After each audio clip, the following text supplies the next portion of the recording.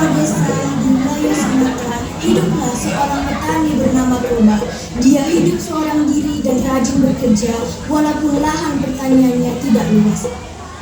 Di suatu pagi yang cerah, Toba pergi memancing di sungai. Ya Allah, mudah-mudahan hari ini aku mendapatkan ikan yang besar. Beberapa saat setelah kailnya dilemparkan, kail tersebut bergoyang-goyang. Lalu ia segera menarik kailnya. Terima kasih Tuhan, Kau memberikanku ikan yang besar. Dan ikan ini juga indah sekali. Sisiknya berwarna merah bersinar seperti emas. Pasti nikmat sekali bila aku makan nanti. Toba mencari kayu bakar untuk membakar ikan yang dia tangkapnya hari ini. Ikannya pun dia simpan di dapur. Ketika ia sedang mencari kayu bakar, tiba-tiba ikan yang dia tangkap oleh Toba berubah menjadi seorang gadis yang cantik jelita. Toba pun datang dengan membawa kayu bakar. Toba terkejut ketika melihat ikan di ember tidak ada. Aduh, di manakah ikan besar cantik dan rupawan itu? Apakah dia dimakan kucing? Tunggu, kau jangan memakanku. Aku bersedia menemanimu asal aku tidak kau makan. Siapa yang bicara itu? Jangan takut, Pak. Aku juga manusia sama seperti engkau. Aku sangat berhutang budi padamu karena kau telah menyelamatkanku dari kutukan sang dewa. Aku bersedia menjadi istrimu. Benarkah? Tentu saja. Tapi Toba, ada satu hal yang harus kau rahasiakan tentang diriku. Aku mohon kau tidak menceritakan asal-usulku yang berasal dari ikan. Karena jika masyarakat itu tahu akan hal tersebut, pasti akan terjadi bencana besar yang melanda desa ini. Baiklah, percayakan semua ini padaku. Ayo kita pulang. Mereka pun pulang ke rumah dan menjalankan kehidupan mereka. Pak Toba merasa bahagia dan tenang. Setahun kemudian, kebahagiaan Pak Toba meliputi beberapa karena putri melahirkan seorang anak laki-laki dan diberi nama Samosir. Samosir tumbuh menjadi seorang anak laki-laki yang sehat dan kuat, tetapi agak nakal. Ia mempunyai kebiasaan yang aneh, yaitu selalu merasa lapar, dan ia juga selalu membuat jengkel kedua orang tuanya karena ia tidak pernah mau membantu pekerjaan orang tuanya. Ibu, mana makan siang untukku? Tadi sudah kusiapkan di atas meja. Wah, Samosir, kemana makanan tadi? Sudah kuhabiskan, Bu. Kan saya ini masih dalam masa pertumbuhan. Sekarang pun sebenarnya aku masih lapar.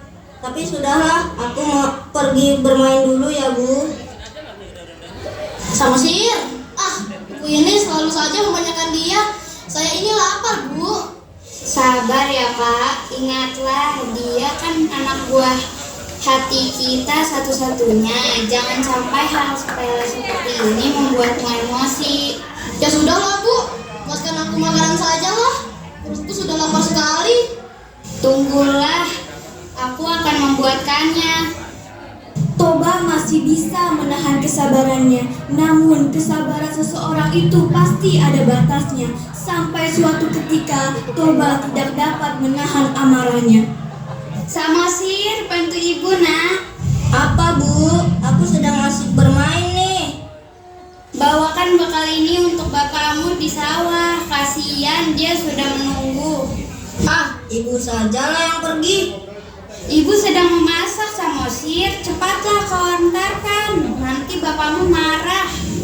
Ibu ini menggangguku saja. Sini. Dari awal, Samosir memang sudah tidak berniat mengantarkan makanan tersebut. Sesampainya di pertengahan jalan, Jalan ke sawah saja sudah membuatku lelah. Lebih baik ku makan saja bekal bapak ini. tanpa sadar, bekal tadi telah habis dimakan oleh Samosir. Lalu, dengan perasaan tak bersalah, Samosir pun pulang dan melanjutkan permainannya. Bapaknya yang sudah kepanasan dan kelaparan menunggu, memutuskan untuk pulang. Sesampainya di rumah, Bah, lapar kali aku. Enak kali kalau kalau aku makan masakan istriku. Samosir, kau kemanakan semua makanan masakan ibuku? Sudah Samosir habiskanlah Bapak. Ketika sedang mengantarkan makanan Bapak, aku memakannya karena perjalanan ke sawah sangat melelahkan. Dasar anak kita, takut sekali kau. Samosir menangis lalu berlari pergi menemui ibunya di ladang. Ibu, benarkah aku ini adalah seorang anak ikan? Mengapa kau menangis, anakku? Iya, Samosir, bapakmu itu benar sekali. Kau adalah anak ikan. Ibumu ini adalah seekor ikan sebelum ibu menikah dengan bapak. Sekarang ibu minta kau untuk tidak mempedulikan perkataan bapakmu. Sekarang segeralah pergi mendaki bukit yang terletak tidak jauh dari rumah kita, dan kau harus memanjat pohon kayu tertinggi yang dapat di puncak bukit itu. Baik Ibu.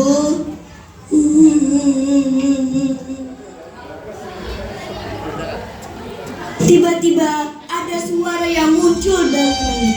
Wah, suamimu sudah melanggar janjinya. Sekarang kamu tidak bisa hidup di muka bumi ini. Kau harus meninggalkan muka bumi ini. Kau harus kembali ke tempat asal kau, yaitu sungai. Kembali menjadi ikan. Kau tidak berhak lagi tinggal di sini. Cepatlah, kau pergi ke sungai. Setelah mendengar suara goib, seketika itu juga Samosir dan Putri lenyap tanpa jejak dan bekas. Tiba-tiba langit menjadi gelap dan turun hujan yang sangat deras disertai petir. Ada apa ini? Aku tidak tahu. Tidak biasanya hujan deras seperti ini. Aku rasa akan terjadi bencana yang sangat dahsyat menimpa desa kita. Ya, benar. Lama-kelamaan desa kita akan tenggelam. Ayo kita pergi ke tempat yang lebih tinggi. Ayo. Tapi semuanya telah sia-sia. Kita sudah terlambat. Sungai di desa kita akan meluap dikarenakan hujan deras ini. Tak lama lagi, air sungai di desa kita akan menggenangi desa ini. Akhir cerita, setibanya Putri di tepi sungai, mendadak langit menggelap, kilat menyala disertai bunyi guru yang menggelegar. Putri kemudian melompat ke dalam sungai. Ia berubah menjadi seorang ikan besar lagi. Toba tak bisa menyelamatkan dirinya. Ia mati tenggelam oleh genangan air. Lama-kelamaan, genangan air itu semakin luas dan berubah menjadi danau yang sangat besar. Di kemudian hari, orang-orang menyebutnya Danau Toba, dan pulau kecil yang berada di tengah-tengah dinamai Pulau Samosir.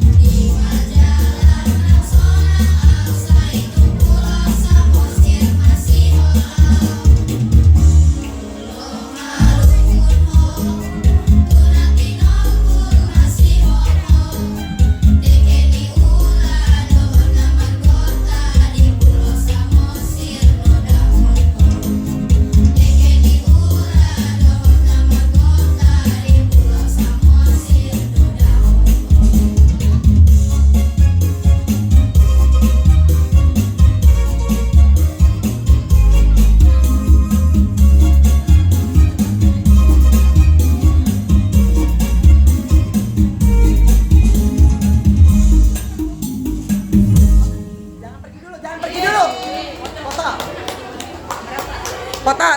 Sini cepat. Cepat. 1, 2. Cewek duduk. 1,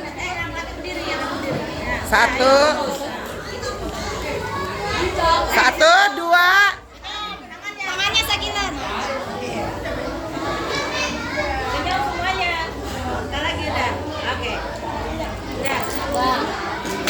Dah, terima kasih.